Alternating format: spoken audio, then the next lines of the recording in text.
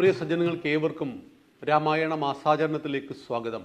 ശ്രീരാമചന്ദ്രൻ വിജയിക്കട്ടെ. രാമ, ലക്ഷ്മണ, ഭരത, ശത്രുഘ്നന്മാർ അയോധ്യയിൽ വളർന്നു. അവർ കൗമാരപ്രായത്തിലേക്ക് എത്തിയപ്പോൾ ഒരു ദിവസം അവിടത്തേക്ക് അവരെ തേടി ഒരു മഹാമുനി വന്നു, വിശ്വാമിത്രൻ. വിശ്വാമിത്രൻ്റെ കഥ പ്രിയ സജ്ജനങ്ങൾക്ക് ഏവർക്കും വേണ്ടി ഞാൻ പങ്കുവയ്ക്കുകയാണ്. വിശ്വാമിത്രൻ മഹർഷിയായിരുന്നില്ല, രാജാവായിരുന്നു. രാജാവായ വിശ്വാമിത്രനും അദ്ദേഹത്തിൻ്റെ ഭടന്മാരും നായാട്ടിന് കാട്ടിലേക്ക് പോയി. വഴിതെറ്റി അലഞ്ഞലഞ്ഞ് ഭക്ഷണവും വെള്ളവും കിട്ടാതെ അവരൊരു ആശ്രമത്തിലെത്തി. വസിഷ്ഠ മുനിയുടെ ആശ്രമത്തിലെത്തുന്നത് അവർ ഉച്ചയോടുകൂടിയാണ്. മുനി പറഞ്ഞു, നിങ്ങൾ കുളിച്ചു വരൂ, ഭക്ഷണം ഞാൻ റെഡിയാക്കാം. അവർ തിരിച്ചു വരുമ്പോഴേക്ക് ലോകത്തിൽ ഇന്നുവരെ വിശ്വാമിത്ര രാജാവ് കഴിക്കാത്ത അത്രയും അമൂല്യമായ വിശിഷ്ടമായ ഒരു സദ്യ അദ്ദേഹത്തെ കാത്തു കിടക്കുന്നുണ്ടായിരുന്നു. എല്ലാവരും ഭക്ഷണം ആർത്തിയോടുകൂടി കഴിച്ചു, കിടന്നുറങ്ങി. രാത്രിയായി. വിശ്വാമിത്രൻ ചിന്തിച്ചു, ഈ ഒരു മഹർഷി, ചെറിയൊരു കുടിലിൽ താമസിക്കുന്ന ഈ മഹർഷി ഈ 10-200 പേർക്ക് ഇത്ര പെട്ടെന്ന് എങ്ങനെയാണ് ഭക്ഷണം പാചകം ചെയ്തത്? അതും ഇത്രയും വിഭവ സമൃദ്ധമായ സദ്യ. അങ്ങനെയെങ്കിൽ ഇവിടെ എത്ര പരിചാരകന്മാരുണ്ടാവും? ഇതൊക്കെയായിരുന്നു രാജാവിൻ്റെ ചിന്ത. രാത്രി ഒരു 12 മണിയായപ്പോൾ രാജാവ് എഴുന്നേറ്റു. എന്താണ് ഈ ആശ്രമത്തിൻ്റെ പിറകിൽ നടക്കുന്നത് എന്നറിയാൻ വേണ്ടി അദ്ദേഹം ചെന്ന് നോക്കുമ്പോൾ അവിടെ ഒന്നും കാണുന്നില്ല. ഒരു പശുവിനെ മാത്രം കാണുന്നു, മനോഹരമായൊരു പശു. ഈ സമയത്ത്, എന്താണ് രാജാവേ, ഉറക്കമില്ലേ എന്ന് മുനിയുടെ ഒരു ചോദ്യം. അപ്പോൾ മുനിയോട് രാജാവ് ചോദിച്ചു, മുനി, അങ്ങനെയാണ് ഇത്രയും പേർക്ക് ഇത്ര പെട്ടെന്ന് ഭക്ഷണം ഉണ്ടാക്കിയത്? അപ്പോൾ പറഞ്ഞു, ഇതാണ് കാമധേനു, എനിക്ക് ദേവേന്ദ്രൻ നൽകിയ സമ്മാനമാണ്. കാമധേനുവിനോട് എന്തു ചോദിച്ചാലും ഉടനടി തരും. അപ്പോൾ വിശ്വാമിത്രൻ്റെ ഉള്ളിലൊരു ചിന്തയുണ്ടായി, ഈ കാട്ടിനിടയിൽ താമസിക്കുന്ന മെലിഞ്ഞുണങ്ങിയ ഈ മനുഷ്യൻ എന്തിനാണ് ഇത്ര നല്ലൊരു പശു? അതുകൊണ്ട് ഇത് എൻ്റെ രാജ്യത്തിലേക്ക് കൊണ്ടുപോകണം. അപ്പോൾ ഈ പശുവിനെ എനിക്ക് തരൂ എന്ന് പറഞ്ഞു. രാജാവ് പറഞ്ഞു, ഈ പശുവിനെ എനിക്ക് വേണം, ഞാൻ എൻ്റെ നാട്ടിൽ ഈ പശുവിനോട് ചോദിച്ചിട്ട് അരിയും ഗോതമ്പും ഒക്കെ ഞാൻ എടുത്തോളാം. വിശ്വാമിത്രൻ പറഞ്ഞു, ക്ഷമിക്കണം. വസിഷ്ഠമുനി പറഞ്ഞു, എനിക്ക് സമ്മാനമായി ലഭിച്ചതാണ്, ഇത് തരാൻ കഴിയില്ല. അങ്ങനെ തർക്കമായി. ഭടന്മാരെ വിളിച്ചുണർത്തിയിട്ട് വിശ്വാമിത്രൻ പറഞ്ഞു, ഈ കിളവനെ തോൽപ്പിച്ചിട്ട് പെട്ടെന്ന് തന്നെ ഈ ഗോവിനെ നമ്മുടെ കൊട്ടാരത്തിലേക്ക് കൊണ്ടുപോകൂ എന്ന് പറഞ്ഞു. ഈ സമയത്ത് കാമധേനു എന്ന് വസിഷ്ഠമുനി വിളിച്ചതും കാമധേനുവിൻ്റെ രോമകൂപങ്ങളിൽ നിന്ന് ആയിരക്കണക്കിന് സൈനികന്മാർ ചാടിയിറങ്ങുകയും രാജാവിൻ്റെ മുഴുവൻ ഭടന്മാരെയും തോൽപ്പിക്കുകയും രാജാവിനടക്കം മുറിവ് സംഭവിക്കുകയും ചെയ്തു. എല്ലാവരും ഓടി ഒളിച്ചു. രാജാവിനൊരു കാര്യം മനസ്സിലായി, ക്ഷാത്രവീരത്തേക്കാൾ ബ്രഹ്മ തേജസ്സിനാണ് പ്രാധാന്യം. അദ്ദേഹം തപസ് ചെയ്തു, ദീർഘകാലം തപസ് ചെയ്തു. അങ്ങനെ വിശ്വാമിത്രൻ രാജാവ് വിശ്വാമിത്ര മുനിയായി തീർന്നു. അപ്പം അദ്ദേഹം ഒരുപാട് കഴിവുകളുള്ള ആളാണ്. അദ്ദേഹം രാമനെ തേടി വന്നതാണ് അയോധ്യയിലേക്ക്. ദശരഥ മഹാരാജാവ് യഥാവിധി സ്വീകരിച്ചു. ഞാൻ എന്താണ് അങ്ങേക്ക് ചെയ്തു തരേണ്ടതെന്ന് ചോദിച്ചു.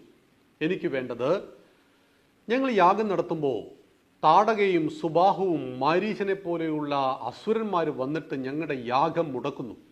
യാഗശാലയിലേക്ക് മനുഷ്യൻ്റെ കുടല് വലിച്ചെറിയുന്നു, മാംസം വലിച്ചെറിയുന്നു. നല്ല കാര്യങ്ങളെ മുടക്കുവാൻ ലോകത്തിൽ എന്നും എക്കാലത്തും ദുഷ്ടശക്തികൾ എല്ലാ കാലത്തുമുണ്ട്. ഈ ഭാരതത്തെ ഇല്ലായ്മ ചെയ്യുവാൻ ഭാരതത്തിൻ്റെ ഉള്ളിൽ നിന്നും പുറത്തുനിന്നും ഏതെല്ലാം ശക്തികൾ പ്രവർത്തിക്കുന്നു. ലോക സമസ്ത സുഖിനോ ഭവന്തു എന്ന് പ്രാർത്ഥിക്കുന്ന, വസുദൈവ കുടുംബകം എന്ന് പ്രാർത്ഥിക്കുന്ന, ഒരു ഉറുമ്പിന് പോലും ഒരു പീഡ നൽകാത്ത ഈ ഭാരതത്തെ തകർക്കുവാൻ ചൈനയും പാകിസ്ഥാനും അഫ്ഗാനിസ്ഥാനും ബംഗ്ലാദേശ് അടക്കമുള്ള രാജ്യങ്ങൾ എന്തുകൊണ്ട് പരിശ്രമിക്കുന്നു എന്ന് ചോദിച്ചാൽ, എപ്പോഴെപ്പോഴെല്ലാം ധർമ്മത്തിന് വേണ്ടി ആളുകൾ നിലകൊള്ളുന്നുവോ അധർമ്മത്തിനൊപ്പവും ആളുകൾ ഉണ്ടാകും എന്നത് ഒരു യാഥാർത്ഥ്യമാണെന്നറിയണം. അതുകൊണ്ട് തന്നെ ധർമ്മത്തിനെ സംരക്ഷിക്കുവാൻ വേണ്ടി യജ്ഞം, യാഗം നടത്തുന്ന മഹാമുനിമാരുടെ യാഗം മുടക്കുന്ന താടകയും പൂതനയും ശൂർപ്പണകയും മാരീചനും സുബാഹുമെല്ലാം എല്ലാ കാലത്തുമുണ്ട്. അതിന്ന് പേരുകൾ മാത്രമേ വ്യത്യസ്തമാകുന്നുള്ളൂ. രൂപം മനുഷ്യൻ്റേതായിരിക്കും, പക്ഷേ കർമ്മം ഈ പറയുന്ന താടകയുടെ കർമ്മമായിരിക്കും എന്ന് മാത്രം. അപ്പോൾ പറഞ്ഞു, ഞാനും എൻ്റെ സൈന്യവും വരാം. ഈ സമയത്ത് വിശ്വാമിത്രൻ പറയുകയാണ്, എനിക്ക് അങ്ങും വേണ്ട, അങ്ങയുടെ സൈന്യവും വേണ്ട. എനിക്ക് വേണ്ടത് രാമനെയാണ്. എനിക്ക് രാമനിൽ അചഞ്ചലമായ വിശ്വാസമുണ്ട്. രാമൻ ഈ പ്രശ്നം പരിഹരിക്കുവാൻ കഴിയും. രാമൻ വന്നാൽ എൻ്റെ യജ്ഞം നടക്കും. അതുകൊണ്ട് രാമൻ എൻ്റെ കൂടെ അയക്കൂ എന്ന് പറഞ്ഞു. രാമൻ കൗമാരപ്രായത്തിലാണ്, എൻ്റെ മകന് 15 വയസ്സേ ആയിട്ടുള്ളൂ. രാജാവ് വിലപിക്കാൻ തുടങ്ങി. ഈ സമയത്ത് വസിഷ്ഠമുനി പറഞ്ഞു, ഈ മഹാമുനിയെ പണക്കരുത്, മഹാമുനിയുടെ ശാപം വാങ്ങി വെക്കരുത്, അതുകൊണ്ടൊരു കാര്യം ചെയ്യൂ, വിട്ടോളൂ, കൂടെ വിട്ടോളൂ എന്ന് പറഞ്ഞു. അങ്ങനെ രാമൻ ആയുധധാരിയായി വിശ്വാമിത്ര മഹർഷിക്കൊപ്പം കാട്ടിലേക്ക് പോകുമ്പോൾ സ്വാഭാവികമാണ്, രാമൻ എവിടെയുണ്ടോ അവിടെ ലക്ഷ്മണനുണ്ട്. രാമൻ എവിടെ പോകുന്നുവോ അവിടത്തേക്ക് ലക്ഷ്മണനും പോകും. രണ്ടുപേരും കാട്ടിലേക്ക് പോകുന്നു. കാട്ടിലെത്തിയപ്പോൾ യാഗം തുടങ്ങി. അവിടെ സുബാഹുവും മാരീചനും വന്നു. സുബാഹുവിനെ കൊന്നു. മാരീചന്റെ പിറകിൽ ഒരു അമ്പ് തറച്ചു. മാരീചൻ ഓടി രക്ഷപ്പെട്ടു. കിട്ടേണ്ടത് കിട്ടിയപ്പോൾ തോന്നേണ്ടത് തോന്നി എന്ന് പറയുന്നൊരു പ്രയോഗമുണ്ട്.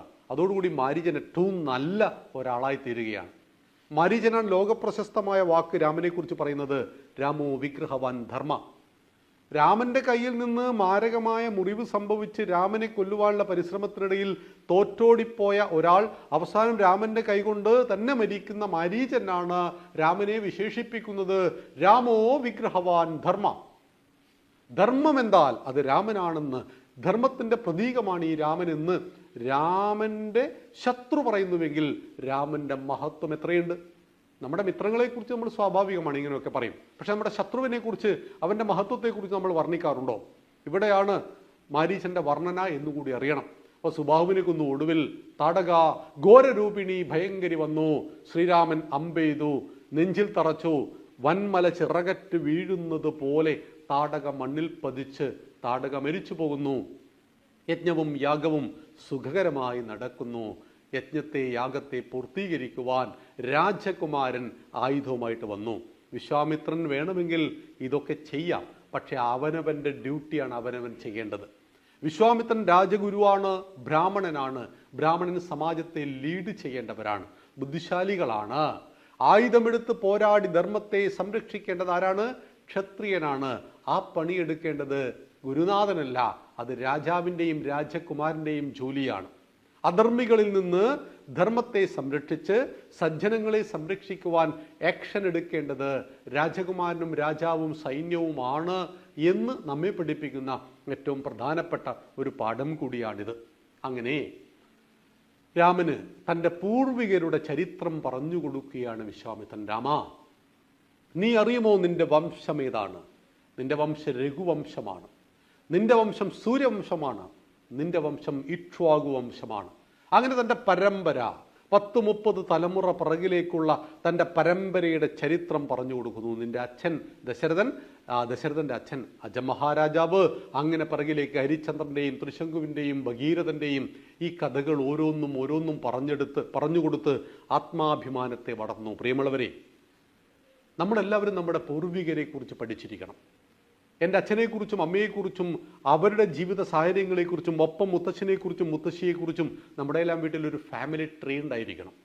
കാരണം എനിക്ക് ഞാനായിട്ട് ഇങ്ങനെ ജീവിക്കുവാൻ കഴിയണമെങ്കിൽ എനിക്ക് വേണ്ടി എൻ്റെ മുത്തശ്ശനും മുത്തശ്ശിയും ചെയ്ത സംഭാവന എന്ത്? ഇതാണ് ഈ നമ്മുടെ പഞ്ചമഹായജ്ഞങ്ങളിൽ. ഒന്നാമത്തേത് ബ്രഹ്മയജ്ഞം, പഠിക്കുക പഠിപ്പിക്കുക. രണ്ടാമത്തേത് ദേവയജ്ഞം, ദൈവീകാര്യങ്ങൾ ഇടപെടുക. മൂന്നാമത്തേത് പിതൃയജ്ഞമാണ്, ജീവിച്ചിരിക്കുന്ന മാതാപിതാക്കളെ കണ്ണിലെ കൃഷ്ണമണി പോലെ സംരക്ഷിക്കുകയും മരിച്ചാലുള്ള ബലികർമ്മവും. നാലാമത്തേത് നരയജ്ഞം, മനുഷ്യനെ സേവിക്കുക. അഞ്ചാമത്തേത് ബോധയജ്ഞം, സർവ്വജീവജാലങ്ങളെയും സേവിക്കുക. പഞ്ചമഹായജ്ഞങ്ങൾ. ഇതെല്ലാം രാമൻ നമ്മെ പഠിപ്പിക്കുന്ന പാഠമാണ്. യജ്ഞത്തെ യാഗത്തെ സംരക്ഷിച്ച രാമന് തൻ്റെ പൂർവികരെ കുറിച്ചുള്ള കഥകൾ പറഞ്ഞു കൊടുക്കുകയാണ് വിശ്വാമിത്രൻ. ആ കഥയിലേക്ക് നമുക്ക് നാളെ വരാം. നന്ദി, നമസ്കാരം. ശ്രീരാമചന്ദ്രൻ വിജയിക്കട്ടെ.